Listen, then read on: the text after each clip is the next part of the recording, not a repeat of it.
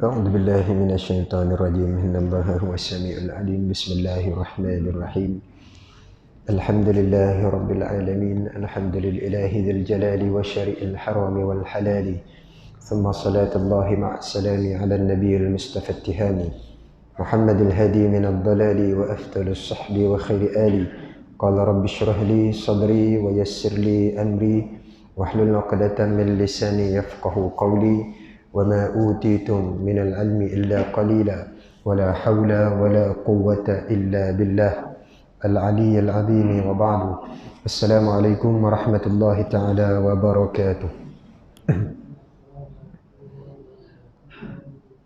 Pertamanya kita niat i'tikaf. Bagi yang belum berniat, nawaitul i'tikafa fi hadzal masjid sunnatan lillahi ta'ala. Sahaja aku beriktikaf di dalam masjid ini sunat kerana Allah Ta'ala.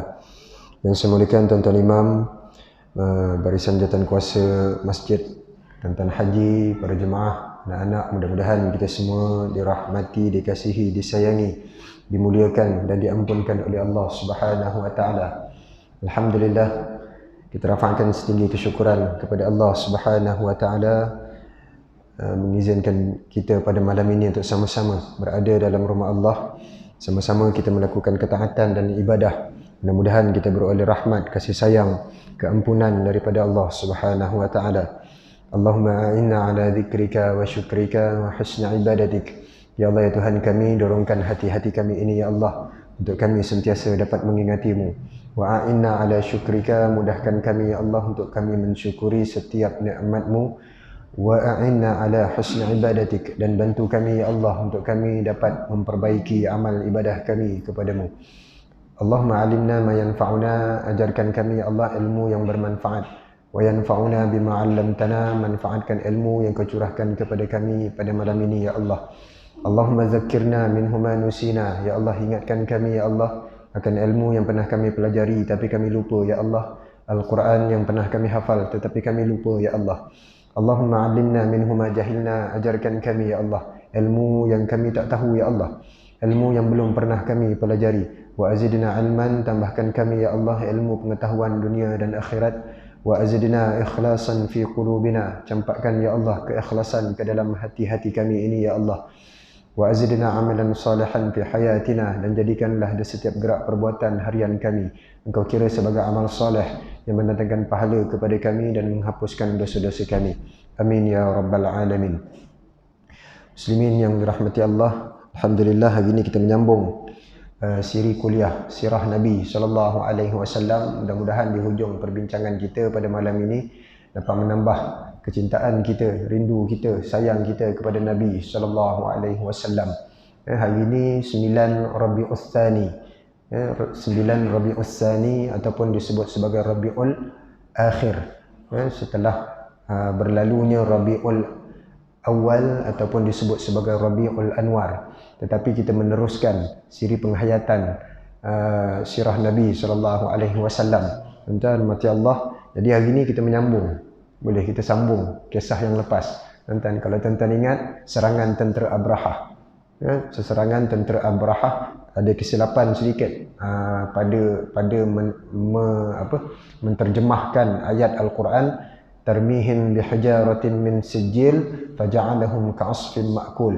Jadilah ia seperti daun-daun kering yang dimakan oleh binatang. Tu matinya gajah. 8 gajah yang besar, paling besar, yang disebutkan ada ulama yang meriwayatkan ada 12 ekor gajah tetapi semuanya mati. Tuan-tuan, yang diketuai oleh seekor gajah yang paling besar yang bernama Mahmud ataupun Hamud. Tuan-tuan, maka apabila peristiwa ini berlaku, matilah Abrahah. Maka ketika itu Yaman daripada satu negara, satu kota yang asalnya agama Nabi Nuh alaihissalam, maka bertukar kepada agama menyembah raja sebagai Tuhan. Kemudian akibat daripada serangan Raja Habsyah ke atas Raja Toba, ketika itu berubah agama itu kepada agama Nasrani Yaman. Ketika mana Nabi lahir sallallahu alaihi wasallam 50 hari setelah serangan tentera Abrahah, maka Yaman ketika itu Nasrani. Kristian, meninggalkan Allah. Tuan-tuan, 60 tahun setelah itu, 60 tahun setelah itu, maka bertukar pula agama tersebut, agama di Yaman ini kepada agama akhirnya nanti pada tahun ke-7 Hijrah. Tahun ke-7 Hijrah ada peristiwa yang berlaku ketika mana koyaknya surat Nabi SAW, maka ketika itu Raja Parsi yang koyakkan surat Nabi dihubungi Raja Yaman. Kalau kita sebut Abrahah ni raja apa? Raja Habsyah. Habsyah di bawah Rom, Nasrani. Tetapi pada tahun ke-7 nanti Parsi menghubungi Raja Yaman. Maknanya dah bertukar agama lagi. Tuan-tuan. Tetapi masih lagi dalam kegelapan, dalam dalal. Tuan-tuan. Maka setelah kematiannya Abrahah, baliklah sebahagian daripada tentera-tentera Abrahah ni tadi yang selamat. Dia selamat, dia balik ke Yaman, dia cakap dengan anak Abrahah. Anak Abrahah, maka dia kata apa? Abrahah begini, berlaku burung datang, bawa 3 biji batu yang dijatuhkan ke atas gajah-gajah tadi, kemudian hancur. Maka anak dia ni, dia tak percaya. Siapa nak percaya, tuan-tuan? Kalau cerita-cerita macam ni, tak percaya dia. Maka tak apalah, dia tak percaya, maka dia mengambil alih pemerintahan tadi ketika mana lahirnya Nabi SAW, peristiwa ni berlaku. Ambil alih anak kepada Abrahah, kemudian bertukar lagi pemerintahan kepada cucunya. Namanya Masruq, tuan-tuan. Tak perlu hafal nama ni, tuan-tuan. Cukuplah sekadar nanti akhir sekali di pelajaran kita, kita cukuplah. Tuan-tuan, Abrahah gitu kan, kita cerita macam mana gajah tu daripada Habsyah, last sekali kita kata bukan daripada Habsyah, daripada Yaman. Cukuplah, tuan-tuan. Sebab tuan-tuan kalau nak ingat nama-nama ni penat, tuan-tuan. Petang tadi kita penat kerja, tuan-tuan, tiba-tiba susah betul nak belajar ni. Tuan-tuan, tak apa, kita mengetahui antara perjalanan sirah Nabi sudah membadai, tuan-tuan. Maka Masruq ni, tuan-tuan, dia menguasai Yaman. Nabi dah lahir ni, Nabi dah ada dekat Mekah, tetapi kita nak cerita Yaman. Yaman ni, tuan-tuan, ketika itu diperintah oleh keturunannya Abrahah, masih lagi Raja Habsyah. Maka ketika mana Masruq ini memerintah Yaman, datang seorang lelaki. Lelaki ini namanya Saif bin Ziyazin. Saif bin Ziyazin. Tak payah ingat, tuan-tuan. Saif lah, kita panggil Saif. Maka Saif ni, dia ni keturunan Raja Tuba. Raja Tuba siapa, tuan-tuan? Yang telah dibunuh oleh Aryad dengan Abrahah. Kerana dia ni bunuh 20,000 orang Yaman kerana beriman kepada agama Nasrani. Kisahnya kisah Ashabul Ukhdud. Tuan-tuan, kita tengok dalam tafsir surah surah Al-Fil. Kalau kita tengok tafsir surah Al-Fil, Imam Ibn Kathir cerita apa yang kita sebutkan pada minggu lepas. Ini ceritanya. Cuma ceritanya tu saya ringkaskan lah, tuan-tuan. Maka Saif bin Ziyazin ni, dia keturunan Raja Tuba. Dia dulu, keluarga dia adalah diraja, memerintah Yaman. Tiba-tiba dia ni lahir sahaja dia tengok Yaman ni dikuasai oleh Raja Habsyah, Masruq ketika itu. Maka timbul di hati dia tak puas hati. Aku mesti rampas kembali kerajaan Yaman. Aku mesti rampas kembali kerajaan Yaman. Maka ketika itu dia tak boleh lawan. Kerana Masruq ada tentera, dia dah tak ada tentera. Dia bukan kerajaan, dia pembangkang. Tuan-tuan, Masruq ni dia ketua kerajaan ketika itu, dia raja. Maka Saif bin Yazin dia nak cari angkatan tentera. Dia nak cari pasukan yang boleh mengalahkan Raja Masruq, keturunan Abrahah, agamanya Nasrani. Maka tuan-tuan mati Allah, agak-agak, tuan-tuan, siapa yang dicari untuk boleh bantu dia menyerang Masruq? Bila dia serang Masruq, maknanya dia menyerang Habsyah. Bila dia serang Habsyah, maknanya dia serang siapa? Dia serang Rom. Main-main, tuan-tuan, nak serang Rom. Siapa yang boleh lawan Rom ketika itu? Yang boleh lawan Rom cuma satu sahaja, Parsi. Tuan-tuan, maka Saif bin Ziyazin pun start kereta pergi Parsi, pergi Iran. Jumpa siapa? Jumpa Raja Kisra. Kisra Parsi, tuan-tuan, Raja Kisra ketika itu namanya adalah Anuzirwan. Anuzirwan. Tuan-tuan, memang pelik lah nama-nama Parsi. Tuan-tuan, kalau nak senang sebut Conan. Conan ke apa kan. Tuan-tuan, maka ini tuan-tuan, disebutkan Saif bin Ziyazin ni, dia pergi jumpa siapa? Anuzirwan, Raja Kisra, iaitu Parsi. Tuan-tuan, Raja Parsi ni juga raja yang mengaku Tuhan. Raja Parsi ni, dia menyembah api, memang sembah api, tetapi dia ni Tuhan. Tuan-tuan, kerana apa? Raja Parsi ni hebatnya, sombongnya Raja Parsi. Seperti raja-raja yang sebelum ni mengaku Tuhan, dia ada kehebatan. Raja Parsi juga hebat. Kenapa? Raja Parsi ni dia memiliki kekayaan yang tak tergambar oleh manusia. Tuan-tuan, mahkota dia 2-3 tan. Mahkota, bukan cerita baju ni. Tuan-tuan, mahkota yang dia letak atas kepala tu dianggarkan bertan-tan, ulama kata. Nak cerita kayanya dia ni sampai dia kufur. Sebab tu kita ni jangan kaya sangat, tuan-tuan. Banyak duit, cepat-cepat habiskan duit tadi. Bagi kat masjid. Kita ada 1 juta, bagi 100,000 kat masjid.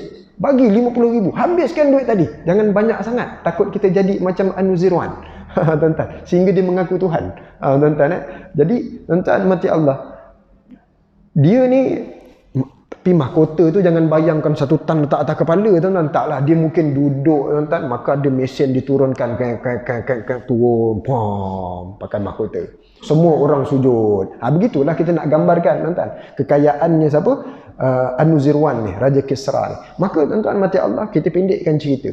Macam mana Saif bin Ziyazin boleh jumpa dengan Raja Kisra, boleh berbicara dengan Raja Kisra. Mana mungkin orang biasa boleh bercakap dengan Raja Kisra. Kita nak cakap dengan YB pun susah. Cuma sekarang ni senang sikit lah, tuan-tuan, pasal dah nak pilihan raya. Tapi sebelum ni kita nak jumpa YB pun susah, betul tak, tuan-tuan? Ini lagi nak jumpa dengan raja yang aku Tuhan. Lagi susah, tuan-tuan. Susah nak jumpa. Tetapi tuan-tuan, maka berlakulah ketika mana orang semua sujud, ketika itu Saif bin Ziyazin tak sujud. Maka bila nampak sahaja kelakuannya Saif bin Ziyazin, dia menarik perhatian raja. Nampak? Bijak dia. Tuan-tuan, ni keturunan raja. Maka dia kata, siapa hadzal ahmad lam yasjud li. Maka siapa si bodoh itu yang tak nak sujud dengan aku? Panggil dia. Maka dapatlah dia berbicara dengan raja. Dia kata apa? Ini kesedihanku, wahai raja. Kesukaranku, kehidupanku, ya wahai raja. Kenapa yang membuatkan kau ni berasa sedih? Maka aku dulu memiliki sebuah kerajaan. Kerajaan Yaman. Aku ni keturunan Raja Tubah daripada Bani Qahtan. Maka bangsa yang hebat, yang terbaik ketika itu di Jazirah Arab. Maka kuasa kami dirampas oleh siapa? Abrahah, Raja Habsyah, iaitulah Raja Rom. Tuan-tuan, bila dengar sahaja Raja Rom, maka Raja Parsi ni kata apa? Jangan main-main. Raja Rom ni jangan main-main. Ini kalau kita nak tolong Saif bin Ziyazin, maknanya kita terpaksa berperang dengan Rom. Maka dia kata apa? Tak payahlah. Kita tak nak bantu. Tapi kita bantu dengan apa? Dibagi 100,000 dirham. 100,000 dinar. Tuan-tuan, maknanya berjuta lah, tuan-tuan. Berjuta untuk gantikan kekayaan. Kehilangan tahta tadi tu. Dia bagi pada Saif bin Ziyazin. Maka kecewalah Saif bin Ziyazin. Walaupun dapat duit, tapi dia kecewa. Dia keluar, tuan-tuan. Dia keluar daripada istana, maka duit tadi dibagi-bagi pada orang Yaman. Pada orang Parsi ketika itu. Dia bagi-bagi. Kita dapat 1 juta, kita keluar pergi Batu Pahat, kita bagi-bagi orang. Nah, ambil 1,000, 1,juta. Sampai habis duit tadi, tuan-tuan. 100,000 dirham. Tuan-tuan, 100,000 dirham habis sahaja, maka diketahui oleh raja tadi. Dipanggil semula. Anuzirwan panggil balik Saif bin Ziyazin. Engkau ni gila ke apa? Engkau ni nak apa sebenarnya? Duit yang aku bagi tadi cukup untuk 7 keturunan kau. Tetapi engkau bagi-bagi pada orang lain. Tak faham aku, dia kata. Maka apa kata Saif bin Ziyazin? Wahai raja, sesungguhnya Yaman itu, kalau dibandingkan dengan 100,000 dirham tadi, Yaman ni bukitnya sahaja daripada emas. Nampak? Tuan-tuan, bukit sahaja daripada emas, dengan tanam-tanaman, dengan hasil kekayaan Yaman. Maknanya kalau dapat jadi raja Yaman itu, Jazirah Arab lah dikuasai.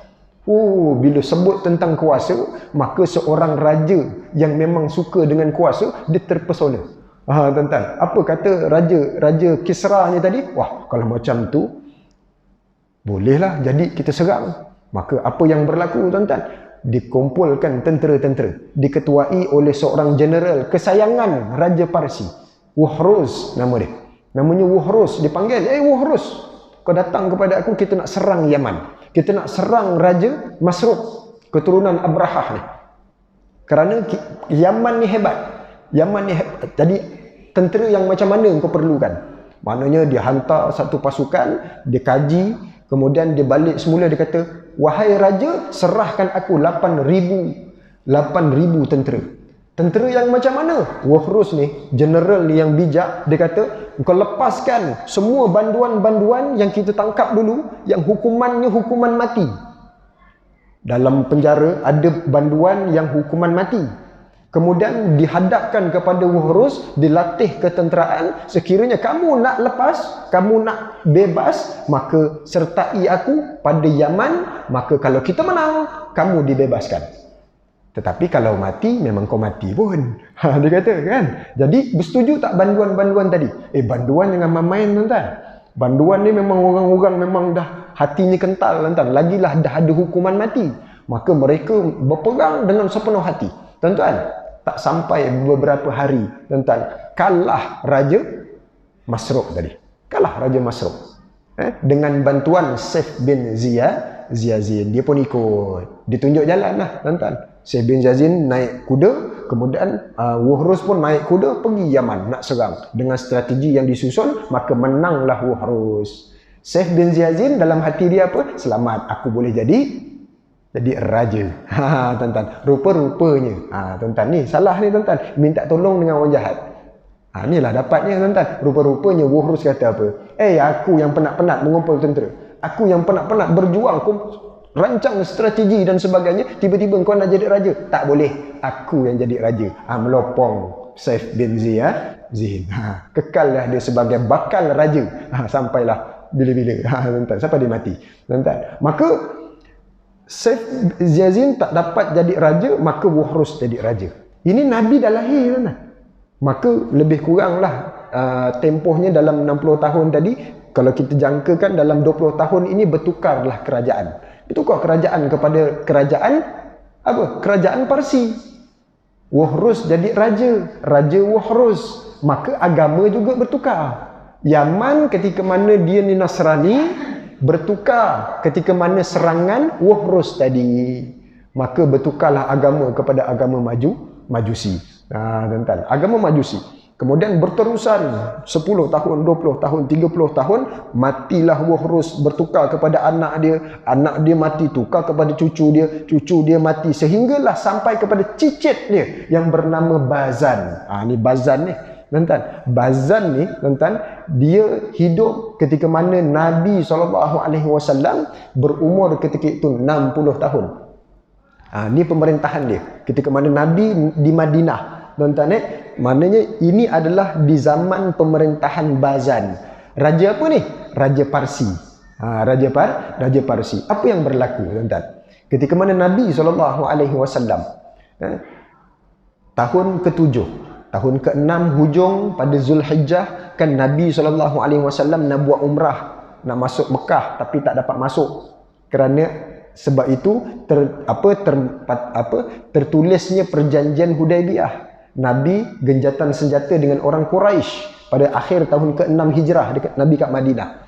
Kemudian bila Nabi SAW genjatan senjata, perjanjian Hudaibiyah, walaupun tak dapat buat umrah tahun tu, Nabi dapat buat tahun ke-7. Tuan-tuan, sebab perjanjian tu tak bagi masuk tahun tu, maka Nabi tak dapat masuk.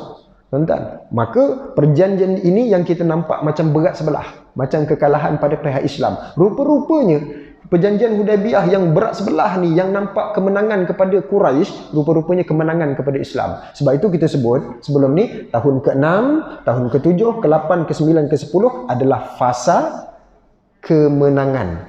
Kan? Fasa pertama, tahun pertama hingga ke-5 dekat Madinah, fasa mempertahankan Madinah.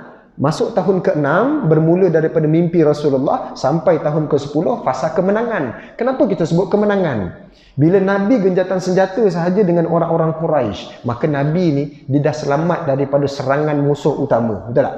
Bila musuh utama kita dah tak ada, Maka Nabi agak bebas, hilang satu masalah, maka Nabi pun buat surat. Ketika ini surat-surat kepada Raja Habsyah, surat kepada Raja Rom, surat kepada Raja Kisra Parsi. Tuan-tuan, surat ni bertebaran di sekitar Jazirah Arab. Nampak tuan-tuan? Apa yang berlaku? Sahabat ni dihantar pergi Parsi. Balik sahabat balik. Apa kata sahabat? Seorang sahabat ni dia kata, "Ya Rasulullah, Raja Parsi Anuzirwan mazzaka risalatak." Dia koyakkan surat engkau ya Rasulullah. Surat Nabi SAW dia tulis untuk ajak kepada Islam. Bismillahirrahmanirrahim. Innani Muhammad Rasulullah sallallahu alaihi wasallam kepada Raja Kisra Anuzirwan. Gitu cara tulisan dia. Maka tuan-tuan, surat tadi Raja Anuzirwan ni dia tak puas hati. Dia kan hebat, dia koyakkan. Kenapa? Kerana dia ni kurang ajar, dia kata. Muhammad ni tak ada adab. Dia tulis nama dia dulu daripada nama aku. Sepatutnya nama aku dulu baru nama dia. Pasal tu je. Sombongnya orang jadi orang ni tuan-tuan. Maka dia koyakkan surat depan sahabat. Sahabat balik jumpa Rasulullah. Ya Rasulullah, mazzaka risalatak. Dia koyakkan surat engkau. Maka apa kata Nabi SAW? Mazzakallahu mulkahu kama mazzaka risalati. Maka Allah akan koyakkan kerajaan dia seperti mana dikoyakkan kerajaan kita, dikoyakkan surat aku. Maka tuan-tuan, pada peperangan Qudsiyah, tuan-tuan, zaman Saidina Umar, Parsi berjaya, kita takluk. Tuan-tuan, koyak dah kerajaan dia, tuan-tuan.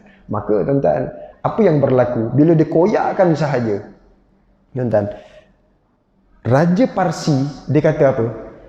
Bila dikoyak, dia kata, kau tangkap Muhammad. Muhammad ni siapa aku tak kenal. Tangkap dia, bawa dia kepada aku.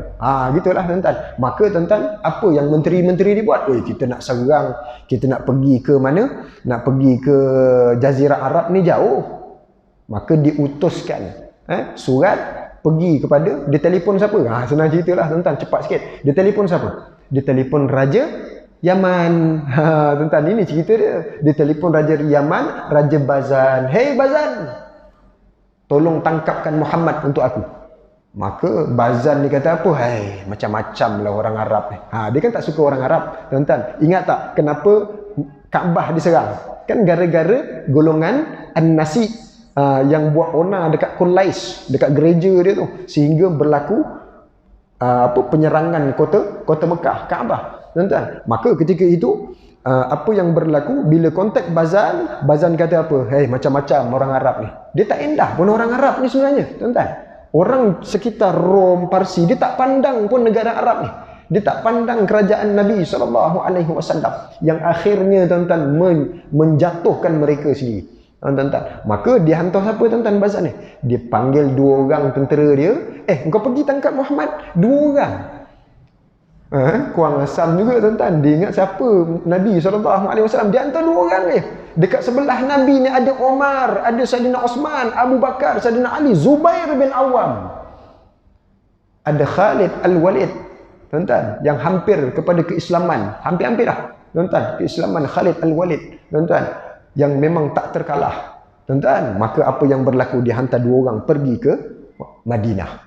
Masuk masjid Nabi SAW, dia kata, "Mana Muhammad? Aina Muhammad?" Dia tak perasan, dia tak tahu tuan-tuan mana satu Nabi SAW. Masuk masjid, Nabi ada ni, depan dia ni Nabi SAW. Maka dia kata, "Aina Muhammad?" Cari-cari tak nampak. Tuan-tuan, Nabi ni tuan-tuan, Presiden Mekah, Madinah ketika itu, ketua negara, tuan-tuan. Tiba-tiba tengok ni semua sama. Sahabat ni dengan Nabi semua sama je, tak boleh beza.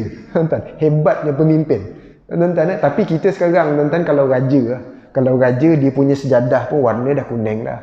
Mesti nak lain tuan-tuan. Tak ikut sunnah orang-orang macam ni tuan-tuan. Kalau nak tengok pemimpin yang berwasatiyah, yang tak melampau-lampau kekayaan. Ni pemimpin yang kita nak cari macam Rasulullah SAW. Tuan-tuan, maka ana Muhammad, aku Muhammad. Kenapa? Engkau kena bertanggungjawab dengan surat yang kau beri kepada Raja Parsi. Maka dia koyakkan surat aku. Jadi aku nak tangkap engkau, nak bawa kepada Raja Kisra. Maka apa kata Nabi SAW ketika itu? Dia kata apa? Wahai fulan, siapa yang utuskan engkau? Aku diutus oleh Raja Bazan. Oleh Raja Bazan. Bazan siapa yang suruh?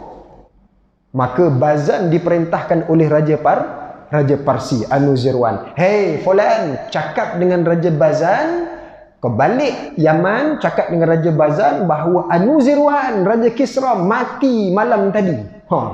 Tuan-tuan, mati malam tadi. Tuan-tuan, bila dengar cerita macam tadi, terpinga-pinga dua lelaki tadi. Mati pula.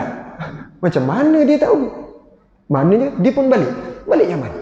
Balik Yaman, lama tuan-tuan. Perjalanan nak pergi tu lama. Tuan-tuan, sampai ke Yaman, maka Bazan tengok, mana Muhammad? Engkau balik 2 orang aja. Tak. Muhammad kata, Anuzirwan mati malam tu. Malam tadi dia kata. Malam tu lah, tuan-tuan. Dah beberapa hari perjalanan. Bazan kata, mati. Tengah-tengah bincang ni tuan-tuan, datang utusan daripada Parsi. Surat buka kemangkatan Raja Anuzirwan. Kemangkatan Anuzirwan. Maka Raja Bazan ni tadi, bila dikira perjalanan daripada Madinah, perjalanan kuda sampai Madinah dengan Nabi sebut malam tadi tu, kemudian dikenakan pula dengan perjalanan daripada Parsi, dia tengok berapa hari ngam-ngam tepat masa tu. Maka tuan-tuan, apa yang berlaku? Apa kata Raja Bazan? Bazan kata apa? Tidak ada seorang pun yang boleh meramalkan perkara ini kecuali memang dia seorang Nabi. Boleh faham tak tuan-tuan? Masa tu tak ada internet tuan-tuan. Tak ada internet, tak ada WhatsApp, tak ada Facebook tuan-tuan. Perjalanan ni semua bila diperingkan, maka kena betul dengan kematian Anuzirwan. Maka ketika itu Bazan dikata apa? Asyhadu an la ilaha illallah wa anna Muhammadar Rasulullah. Islam Bazan. Sebab tu tuan-tuan, dalam sirah kita tak jumpa peperangan antara Nabi SAW dengan Raja Yaman. Tak pernah jumpa. Tuan-tuan, kerana apa? Tahun ke-7 Islamnya Raja Bazan. Tuan-tuan, mati Allah. Sehingga kenapa tuan-tuan? Bukankah ini yang disebutkan kemenangan? Fasa kemenangan kan? Tahun ke-7 Islam Raja Bazan, Raja Yaman. Maka Yaman tuan-tuan kembali minad dalal ilal huda. Daripada kegelapan agama Majusi tadi kepada agama Islam, agama yang cahaya. Petunjuk daripada Allah Subhanahu wa taala. Boleh berjelas tak tuan-tuan? Perjalanan Yaman. Kenapa kita sebut Yaman tuan-tuan? Yaman ni ada hubung kait. Ketika mana kita sebut Raja Tuba. Raja Tuba ni tuan-tuan, dia daripada kabilah Qahtan.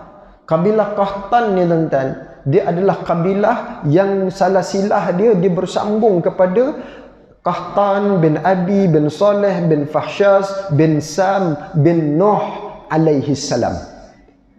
Sam ni tuan-tuan, jalur dia pula pergi kepada Nabi Allah Ibrahim alaihi salam dan akhirnya kepada Nabi Allah Adam alaihi salam. Tuan-tuan, susu galuh. Tuan-tuan, Qahtan ni adalah satu bangsa Raja Tuba. Raja Tuba berbangsa Bani Qahtan. Qahtan ni tuan-tuan, dia ada anak yang bernama Jurhum. Kenapa kita sebut Jurhum? Jurhum ni tuan-tuan, kalau tuan-tuan ingat, ketika mana Nabi Ibrahim AS diperintahkan oleh Allah, hantarkan isteri dan anak kesayangan dia, Nabi Allah Ismail AS, ketika mana dia bayi, pergi ke satu tempat, fi wadin ghairi zi zar'in, satu tempat yang kering, kontang, tak ada tumbuh-tumbuhan. Dekat mana tuan-tuan? Dekat Arab tuan-tuan. Sekarang ni kat Mekah, kering tuan-tuan. Maka di balik 2 bukit, maka kawasan kering. Tuan-tuan, pedagang-pedagang daripada Yaman yang pergi ke Syam, mereka ni lalu luar, dia tak lalu kawasan wadi ni. Kerana wadi ni kering, tak ada apa-apa. Tak ada apa-apa. Tak ada orang duduk pun kat situ. Maka ditinggalkan oleh Nabi Allah Ibrahim di tapak tadi tu. Sehingga kan Siti Hajar dipanggil, wahai suamiku, kenapa tinggalkan kami di sini? Sedangkan anak ni, tuan-tuan, masih lagi kecil ni, baby lagi ni. Subhanallah. Tapi Nabi Ibrahim teruskan langkah. Teruskan langkah tuan-tuan. Ini pengorbanan Nabi Allah Ibrahim. Bila Allah suruh dia buat, tak fikir. Tuan-tuan, nak minum apa? Nak minum apa? Maka ketika mana Siti Hajar panggil lagi, wahai suamiku, tak toleh tuan-tuan. Tetapi bila disebut, adakah ini perintah daripada Allah? Maka Nabi Allah Ibrahim toleh mengangguk. Maka Nabi Allah Ibrahim terus pergi. 10 tahun baru datang balik. Tuan-tuan, tak tahu apa yang jadi dengan isteri dan anak dia. Subhanallah, keimanan Nabi Allah Ibrahim alaihissalam. Tuan-tuan, apa yang berlaku?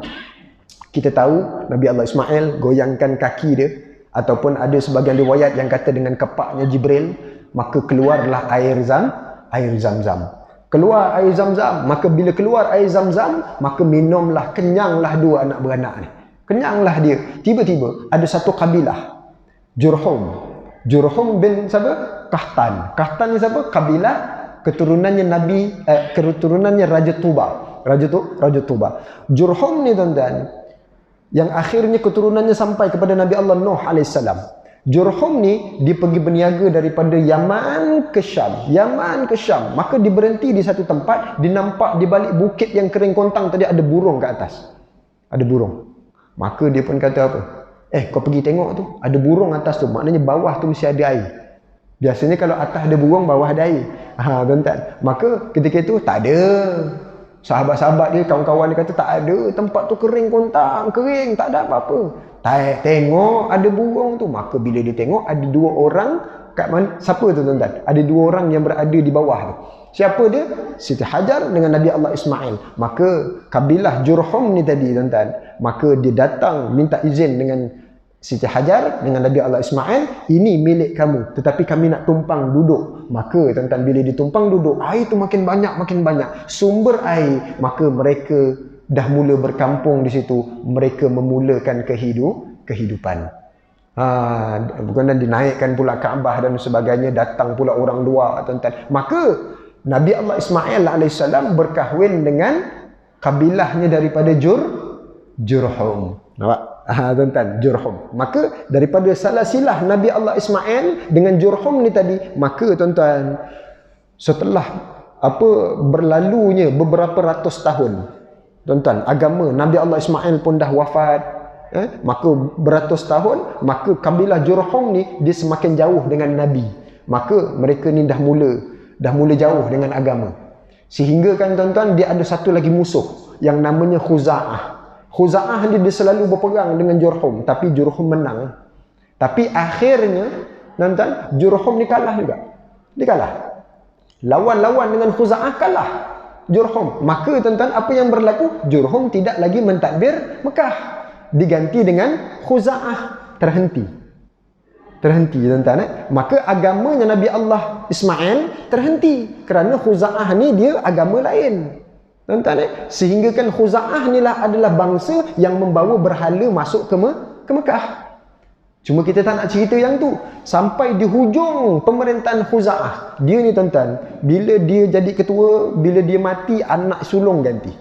Begitulah tuan-tuan. Bila dia mati, cucu dia mati, tukar anak keturunan Khuza'ah ni tuan-tuan. Maka tuan-tuan, sampai satu keturunan yang bernama Hulail bin Habsyah Al-Khuzai. Maka tuan-tuan, dia ni tak ada anak lelaki. Ada masalah. Dia tak ada anak lelaki. Bila dia tak ada anak lelaki, siapa nak ganti dia? Ni masalahnya tuan-tuan. Dia ada anak perempuan, tapi anak perempuan ni hebat. Anak perempuan dia cergas, cantik, berwibawa, orangnya memang pandai, cerdik dan sebagainya, dihormati oleh masyarakat. Cuma masalah dia bukan lelaki, dia perempuan, yang bernama Hubbab binti Hulail. Hubbab ni walaupun dia hebat, tapi dia tak boleh jadi pemimpin. Tiba-tiba ditakdirkan Allah, ada seorang lelaki daripada kabilah Jurhum. Siapa Jurhum? Ingat lagi tak tadi kita cerita, yang kahwin dengan Nabi Allah Ismail alaihissalam. Tapi dia tak lagi memerintah, sehingga dia menimbus air Zam-Zam ketika itu. Air Zam-Zam tak ada tuan-tuan. Khuza'ah perintah Mekah, air Zam-Zam tertimbus, tak jumpa tuan-tuan. Maka sampailah beratus tahun, maka Jurhum Khuza'ah ni ada masalah dengan keturunan, tak ada anak lelaki, tetapi ada Hubbab binti Hulail. Maka di kalangan Jurhum ni ada seorang lelaki yang berwibawa, yang pandai, yang warak, yang soleh, yang baik, yang dihormati dalam masyarakat, yang bijak, cerdik, yang bernama Qusay ibn Kilab. Qusay ibn Kilab. Pernah dengar tak tuan? Qusay. Ini keturunan Nabi SAW. Orang yang berwibawa, dihormati masyarakat. Cuma masalah dia ni hebat, tapi dia ni Jurhum, pentadbiran Khuza'ah. Tuan-tuan, maka apa yang berlaku? Masyarakat Mekah ketika itu melihat Qusay ini orang yang hebat, yang cerdik, yang cergas, yang berwibawa. Ada pula Khuza'ah ni anaknya perempuan yang cantik, yang berwibawa, cerdik. Maka macam sekufuk, tuan-tuan, untuk dikahwinkan. Pendek cerita kahwin tu. Dikahwinkan. Mati Hulail bin Habsyah Al-Khuzai. Siapa jadi pemimpin? Siapa jadi pemimpin? Berlakulah rusuhan, berlakulah perdebatan dan sebagainya. Tuan-tuan, ketika itu mereka ni berbincang, siapa? Tak boleh. Qusay daripada Jurhum. Pemerintahan ini Khuza'ah. Nak lantik perempuan tak boleh pula. Macam mana, tuan-tuan? Maka dia bertemu dengan kahin. Dia temu dengan kahin, dukun lah, tuan-tuan. Kalau orang dulu dia tak jumpa alim ulama, dia jumpa dukun untuk menyelesaikan masalah. Maka dia kata apa? Orang Khuza'ah ni pun berceritalah. Dia cerita pasal itu, pasal ini. Dia cerita, kami inilah yang buat jalan raya, kami inilah yang buat sekolah, kami dah buat bina bangunan ini, bangunan itu. Cerita. Apa yang dia buat dulu, dia cerita semua. Tiba-tiba Qusay diam. Hebat kan? Keturunan Nabi SAW. Habis semua cerita, Qusay pun berbicara. Sikit aja. Aku tak nak berbicara panjang, sikit sahaja. Sesungguhnya tempat ini kering kontang. Tetapi datangnya Ismail berkahwin dengan Jurhum. Keturunan Jurhum kami memerintah. Tetapi disebabkan kelemahan kami, dirampas oleh kerajaan Khuza'ah.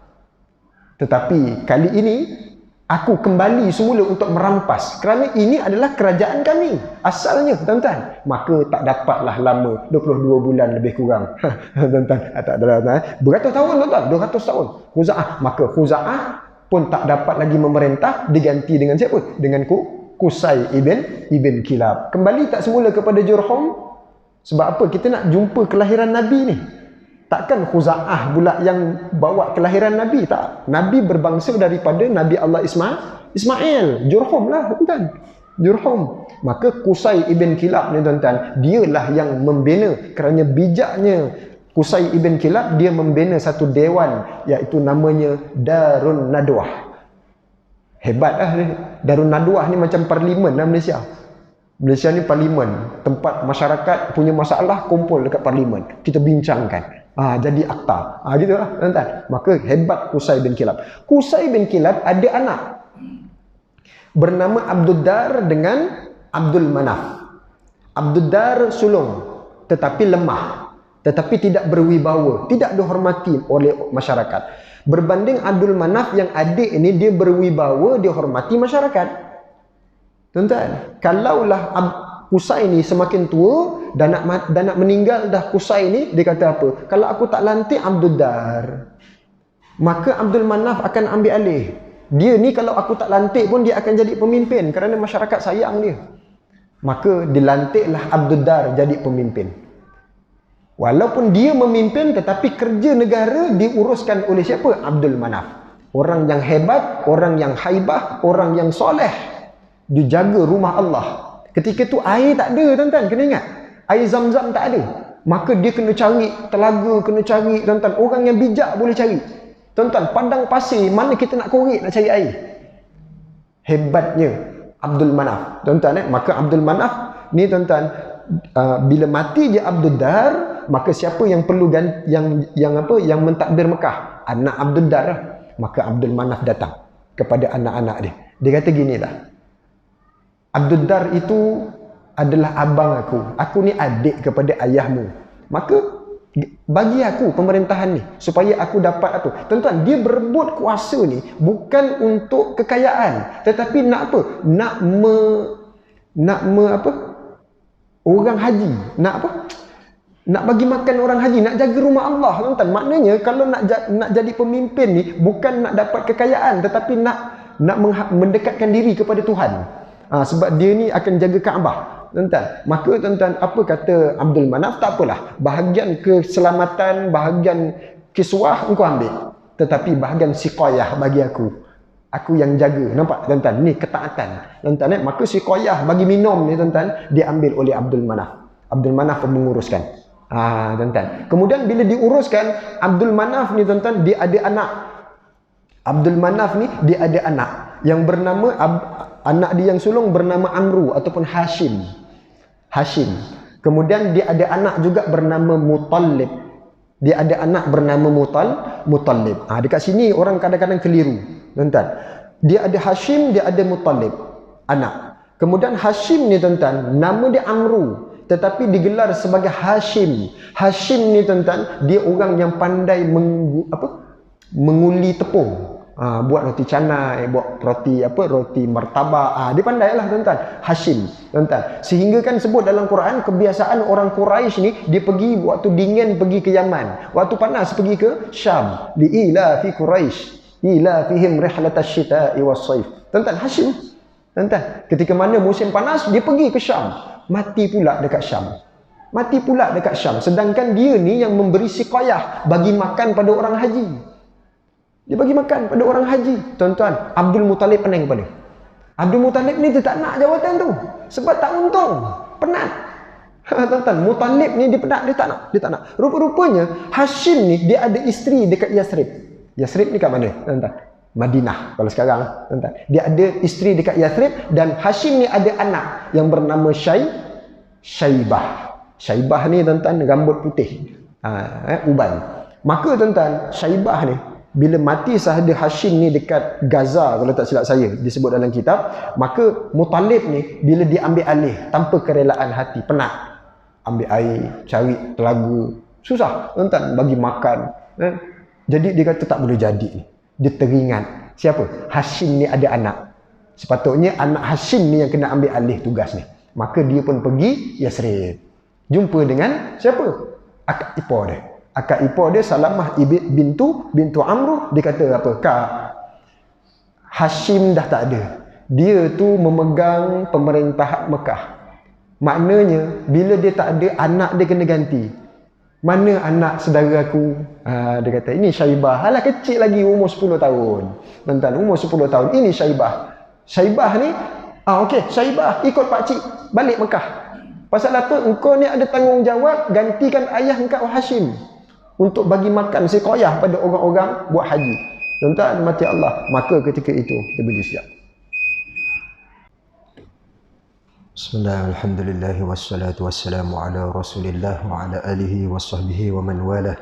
Sikit lagi tuan-tuan, kita habiskan. Dan saya cuba untuk ringkaskan tuan-tuan. Maka tuan-tuan, Syaibah ni tak ada tuan-tuan. Kalau kita tengok dalam keturunan nasab Nabi, ada nama Syaibah? Tak ada tuan-tuan. Bin Syaibah tak ada. Tuan-tuan, mana datang tuan-tuan?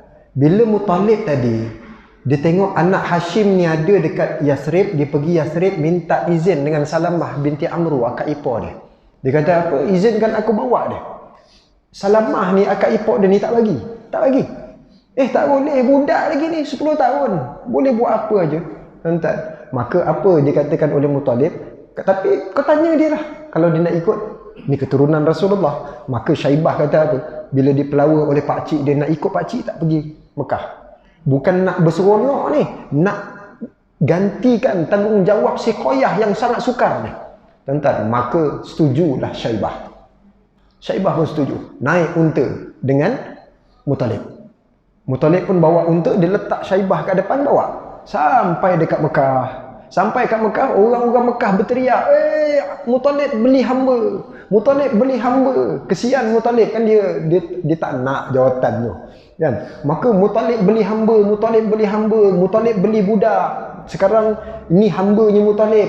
Hamba dalam bahasa Arab apa tuan-tuan? Abdul. Kan? Abdullah, hamba Allah. Tuan-tuan, hambanya Muttalib. Abdul Muttalib. Siapa Abdul Muttalib? Syaibah. Itu yang saya nak tu. Maknanya Abdul Muttalib ni, Muttalib pakcik dia. Tetapi Abdul Muttalib ni adalah Syaibah yang 10 tahun tadi. Kenapa dipanggil hamba? Kerana turun daripada unta. Muttalib bawa si Syaibah tadi, angkat air, buat roti, dah macam hamba dah. Diterainya Syaibah ni untuk jadi apa? Pengganti Hashim. Memang macam hamba. Kekal nama tu sampai tu, Abdul Muttalib. Sampai sekarang pun kita kenal dengan Abdul Muttalib. Syaibah kita tak kenal. Tuan-tuan, betul tak? Tuan-tuan, maka Abdul Muttalib. Tuan-tuan, Abdul Muttalib lah yang menghadapi Raja Abraha. Tuan-tuan. Dan Abdul Muttalib lah orang yang diberi mimpi oleh Allah untuk temukan air Zam-Zam. Kerana apa? Hampir dah kelahiran Nabi sallallahu alaihi wasallam. Maknanya apa, tuan-tuan? Air Zam-Zam ni bukan untuk orang yang mensyirikkan Allah. Dia kembali semula tadi, air Zam-Zam daripada Nabi Allah Ismail. Mereka beriman walaupun mereka ni fasik, mereka ni dah mula jauh daripada Tuhan, sehingga ada yang berzina dalam Kaabah. Ceritanya, tuan-tuan, nanti kita akan sebutkan kisah dia. Maka bertukar kerajaan yang kafir, yang tak beriman kepada Allah, sehingga bawa berhala dan sebagainya. Maka fasa ini tiada Zam-Zam, tak ada Zam-Zam. Tetapi bila Nabi nak lahir semula, maka Zam-Zam keluar semula. Maknanya air Zam-Zam ni air untuk orang beriman. Kat rumah mesti ada air Zam-Zam, tuan-tuan. Kena ada. Kena ada. Korma, benda-benda yang kena ada. Tuan-tuan, sebab dia air untuk orang beriman. Maka tuan-tuan, bila dapat saja air Zam-Zam, maka bersyukur gembiranya Abdul Muttalib, sehingga disebutkan apa? Tuan-tuan, disebutkan, aku ni kalau ada 10 orang anak lelaki, aku nak sembelih seorang. Gitu pula. Tuan-tuan, gembira, saking gembira je. Tuan-tuan, betul lahirlah daripada 12 anak dia, yang sebahagian ada perempuan, dan 10 ni lelaki. Yang terakhir tu Abdullah. Anak-anak Abdul Muttalib, Abul Uzza, Abu Lahab, Imran, Abu Talib, Hamzah, Saidina Abbas. Semua ni anak Abdul Muttalib. Tuan-tuan, Syaibah. Tuan-tuan, maka nak sembelih. Jadi, masuk 10 batang azlam, 10 batang apa tu, anak panah, dia letak, dia goncang batang, keluar. Dia macam orang tu buatlah, tuan-tuan, kata keluar. Tengok nama Abdullah. 10 kali buat, 10 nama Abdullah. Kau.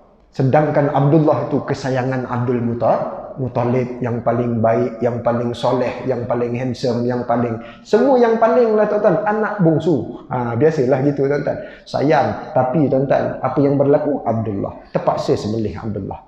Orang Mekah tak bagi. Jangan sembelih Abdul Muttalib, nanti dia jadi syariat, dia jadi kebiasaan. Bila bersyukur sembelih anak, bila syukur sembelih anak. Tuan-tuan, maka tuan-tuan dijumpa lagi dengan dukun, kahin. Sehinggalah tertukarnya dengan 100 ekor unta. Kita tahu cerita tu, tuan-tuan. Jadi, sebab itu Nabi pernah sebut, Ana ibnu Zabihain. Nabi sebut, aku ini anak 2 orang ayah yang disembelih. Siapa, tuan-tuan? Nabi Allah Ismail, keturunan, terus sampai kepada Abdullah yang juga nak disembelih. Tuan-tuan, bersyukur kerana apa? Digantikan dengan 100 ekor unta tadi. Bersyukurlah siapa? Abdul Muttalib. Maka dicarikan pasangan untuk Abdullah. Cari pasangan untuk Abdullah. Siapa, tuan-tuan? Orang yang perempuan yang lembut, yang baik, budi pekerti. Kalau sebut lembut, bukan orang Mekah. Bila sebut lembut, bukan orang Mekah. Mekah dengan Madinah ni, Yasrib ni, tuan-tuan. Syaibah kan?